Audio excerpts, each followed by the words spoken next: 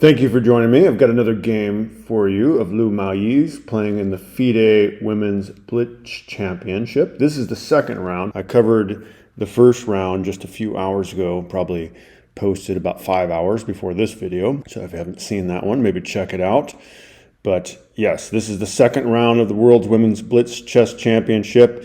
Lu Miaoyi is playing against this Brazilian lady, Marina Martinez de Aguiar, rated at just 1873, so she should be challenged pretty seriously by Lu Miaoyi, as Lu Miaoyi is rated at 2400. You can actually maybe see the ratings, live ratings here, but let's go ahead and get right into the game. Lu Miaoyi playing the black pieces, the Brazilian playing white. We have pawn to e4 by white, and now Lu Miaoyi goes with the Sicilian with pawn to c5. We have knight to f3. And now Lu Miaoyi goes for the classical Sicilian with knight to c6. We now have pawn to d4, and this is like mainline Sicilian, the way it's been played tens of thousands, hundreds of thousands of times, even at master levels. C captures on d4 by Lu Miaoyi, and now knight captures, just as it's been done tens of thousands of times. Book move, knight captures on d4. And now we have knight to f6 by Lu Miaoyi, knight to f3 now by white, and Lu Miaoyi plays pawn to d6, which is not necessarily the most common move in the position, but is definitely one of the top moves. You can also play pawn to e6 here, as well as other moves, but we'll continue. We now have pawn to f3, which is a bit of a rare move in this position, but it is often played, just usually a couple moves later, mixing things up a little bit. We now have pawn to e5 by Lu Miaoyi, looking to kick the knight, and the knight usually does go back to b3 like it does here. And Lu Miaoyi now plays bishop to e7, and now we have bishop to e3 by white. This is the best move in the position. Both players developing nicely, and yeah, this position played many hundreds of times, even at the top levels. Lu Miaoyi now castles, and we have queen to d2 by white. This is the best move in the position. Lu Miaoyi now plays pawn to a5, and we have bishop to b5 by white. This is also the best move in the position here. Knight back to a7 by Lu Miaoyi, attacking the bishop. From this position, a lot of things have been played. Top moves were like bishop back to e2 or bishop back to d3. These were the two most commonly played moves. Also, bishop takes knight is a good way to go. Again, all played in master games. And well, Marina is not a master. Marina is only rated about 1877 as it shows here. So anyway, she might not make a master move. That's to be expected. This has been played in other games, recorded on chess.com, recorded on 365chess.com, just not in no master game has gone this direction. So we have a new game as far as master play is concerned. Now Lu Miaoyi actually makes a mistake here. She plays bishop to d7 here. And this is not the best move. There's an obscure move that is a lot better here. Maybe pause your video and see if you can do better than Lu Miaoyi. Can you find the stronger move that should have been played here? There's a tactic involved. But hopefully you've paused your video if you plan on figuring that out. And if you have, awesome job. Did you find pawn to a4? This is the best way to play here. You can't actually capture, or well, actually capturing is probably the best move, but it's not good because you're going to get forked here. You can actually then attack the rook, but you're going to end up losing your bishop and a knight for the rook, and yeah, so white would be doing pretty badly there. But Lu Miaoyi missed this move. She didn't play that. We should go back to what actually happened on the board. So Lu Miaoyi plays bishop to d7, missing that tactic. And now we have the best possible move by white, catching it. She blocks it with pawn to a4. And now we have knight back to c8 by Lu Miaoyi. Not necessarily the best move in the position. It would have been better to actually go after the bishop with rook to c8 here. The bishop is unprotected. I mean, it would hang the knight, but if they want to take the knight, that's fine. We'll take the bishop and have a very active rook. Anyway, not what happened. Lu Maoyi played just as you see here, and now we have castles by white. Lu Maoyi now plays the best move in the position, just getting her knight activated with knight to b6. Now we see why she came back there. She's chasing after the bishop with her knight instead rather than the rook. We have bishop to b5 by white. Would have been better actually just to bring the bishop back to e2, but not super easy to see why. It's a long variation, so we will not go there now. Lu Maoyi does not want to trade bishops. She plays bishop to e6 here, and now we have queen to f2 by white, and Lu Maoyi moves that knight again, this time to c4. Knight to c4 by Lu Maoyi. We have bishop captures c4, and now bishop captures c4 again for Lu Maoyi. We now have rook f to d1 by white, and Lu Maoyi does not want to have her queen on that same file, so she plays queen to c8. Now we have bishop to b6 by white, doubling up on that a5 pawn. Lu Maoyi attacks the bishop with knight to d6, and you can't actually take the pawn because of bishop takes b3, removing the defender, and yeah, that would not be good for black. That would be a blunder. They'd be down several points. So instead, white sees that and plays the best possible move, bishop back to e3. We have rook lifted to a6 by Lu Maoyi, and now knight to d5 for white, attacking the bishop. Lu Maoyi decides to go ahead and just capture the bishop here, which Stockfish is saying that's a mistake. That wasn't the best way to play. Instead, she should have dropped her bishop back to d8. You know, that just looks like an awkward position to me, and I'm sure Stockfish will figure out a way to make their pieces more valuable, but that's just not helping Lu Maoyi's position, so it makes sense to me that she made this move. But let's continue. We now have rook captures on d5 by white, best possible move, and probably kind of the reason we didn't want to play bishop captures. And now Lu Maoyi plays the best possible move of the position, rook to c6. We now have pawn to c3, again, best possible move. Pawn to c3 is the best move for white, and now pawn to b6. Once again, the best possible move that can be made for Lu Maoyi.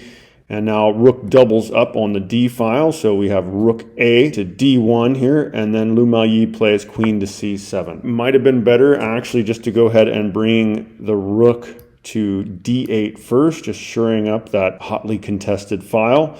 But anyway, we'll continue with what actually happened on the chessboard. We now have rook to b5 by white, and Lu Maoyi plays now rook to b8, which is not really the best move in the position, calling it an inaccuracy. Better would be just to go ahead and put her knight here and kind of see what happens there. Do they want to make those trades? Anyway, let's continue once again with what happened on the board. We now have rook back to d5, so rook b to d5 here by white. Better suggest Stockfish is queen to c2, but we will go ahead and continue with what actually happened on the board. We now have rook to c4 by Lu Maoyi, attacking this pawn here. So white plays rook to a1, the only reasonable way to defend here, and Lu Maoyi now plays queen to c6, which queen to c6 is the best move in the position. White now plays queen to g3, hoping to start some sort of an attack of her own there.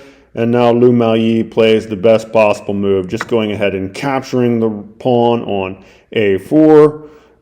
We have rook back to d1 by white, just doubling the rooks there, although it may have been best just to go ahead and capture, but we'll continue. We have king back to h8 by Lu Maoyi. This is not the best move in the position. She should have actually just gone ahead and gone after this pawn here, but yeah, she's down to 10 seconds on her clock. I should have mentioned the clocks. Hopefully you may have noticed that earlier. 18 seconds for white and only 10 seconds for Lu Maoyi, so she doesn't find the best move here. She plays king to h8, just a move to get her maybe king safer and gain some time. We now have queen to h3 by white, and now knight to f6 by Lu Maoyi. And rook now to d2, so rook 5 to d2 for white. And Lu Maoyi now attacks the knight with queen to c4. The knight goes back to c1 for white. And now Lu Maoyi attacks the knight, pinning it to the rook with rook to a1.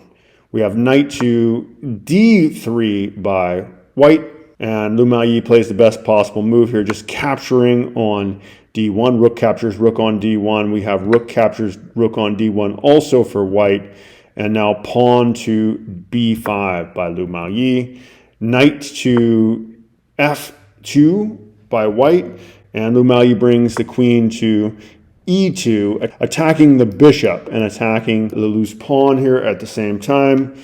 Not much you can do about that, although we do have the try bishop to a2 by white. There's only seconds on the clock. She literally only has 3 seconds on her clock, so it's difficult for her to find the best move. Actually, would have been better to move the bishop back to c1, but what are you going to do with that sort of time? Lu Maoyi plays rook to a8, also under time duress is Lu Maoyi. This is the best move, though, in the position. We have bishop to b6, as good as you can do, playing for white in this position, and now the queen goes ahead and captures that loose pawn on b2. We have rook to f1 now by white, which is, again, just, that's as good a move as white can make in this position. And now pawn to a4 by Lu Maoyi. Yeah, kind of the whip hand there. She's got that pawn, pass pawn. How are you going to deal with that? I don't think you can figure it out with 4 seconds on the clock. We have knight to d3 by white. And now Lu Maoyi grabs another pawn with queen captures c3. We have pawn to f4, best possible move in the position for white, but Lu Maoyi just goes ahead and advances her pawn to a3. Not much that white can do about that. White does play one of the best moves in the position, plays f captures on e5, and now Lu Maoyi captures with d captures e5. Best possible move she can make. Rook to d1 by white, a solid move, but Lu Maoyi plays the absolute best move in the position. Maybe pause your video and think about it if you'd like. What is the best move in this position? Haha. Very funny. Hopefully, if you wanted to figure it out, you already did. But it's just simply pawn to a2. Pawn to a2 is the absolute best possible move in the position, as you may have obviously known. It is at this point that white resigns to Lu Maoyi. So, yeah, I mean, Lu Maoyi is kind of famous at this point, I'm sure.